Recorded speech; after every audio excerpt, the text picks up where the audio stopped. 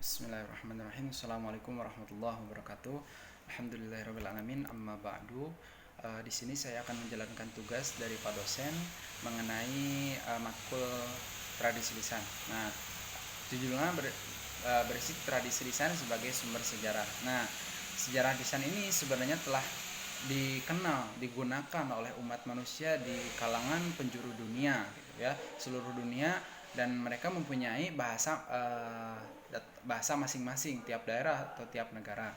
Nah, ya, juga karena lisan adalah suatu alat komunikasi utama yang digunakan untuk mewarisi pengetahuan masa lalu ke generasi selanjutnya. Nah, uh, nah dulu ya orang-orang tersebut tidak mungkin akan sampai suatu informasi kalau misalkan tidak ada tradisi lisan.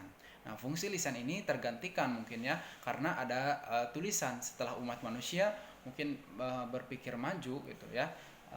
Umat manusia ini menuliskan pengetahuan masa lalunya pada tulang atau batu atau pelepah pohon dan lain sebagainya.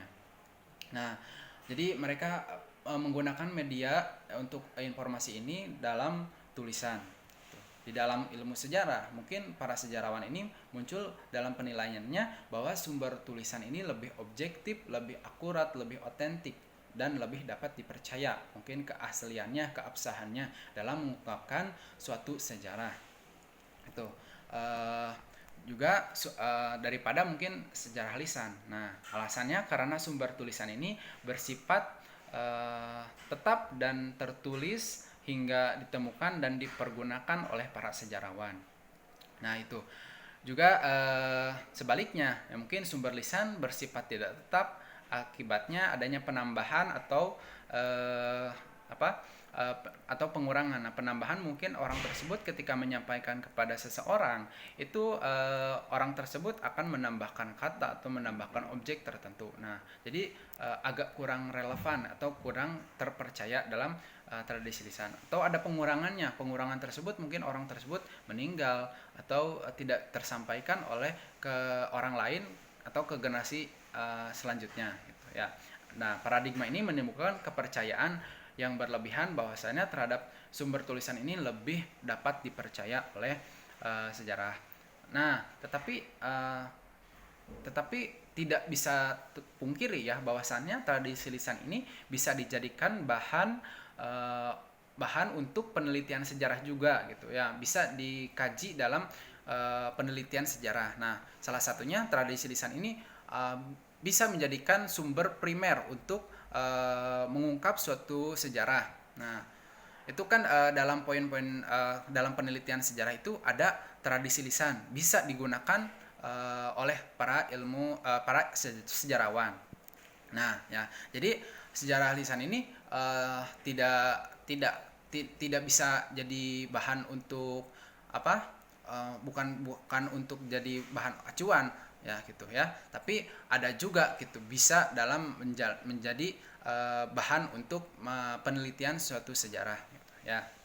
Nah, sumber lisan ini uh, atau dari tradisi lisan ini sama pentingnya dengan sumber-sumber lainnya gitu ya, seperti mungkin tulisan atau monumen. Nah, contohnya mungkin di banyak monumen-monumen tersebut tidak mungkin ya tertuangkan dalam tulisan, pasti itu ada yang menuangkan dalam sejarah lisan, tradisi lisan dari nenek moyang dari zaman dahulunya gitu ya, sehingga saat ini ada beragam macam sumber lisan dan tradisi lisan, seperti misalnya tentang pengobatan. Nah, pengobatan tersebut ya dari zaman dahulu kan tidak mungkin dituliskan racikan apa-apa gitu. Pasti itu menggunakan tradisi lisan tentang bagaimana cara mengobati seorang pasien gitu. Nah, itu contohnya di Indonesia. Itu di Indonesia menggunakan nenek moyang itu banyak ya, banyak tentang pengetahuan tentang pengobatan gitu ya.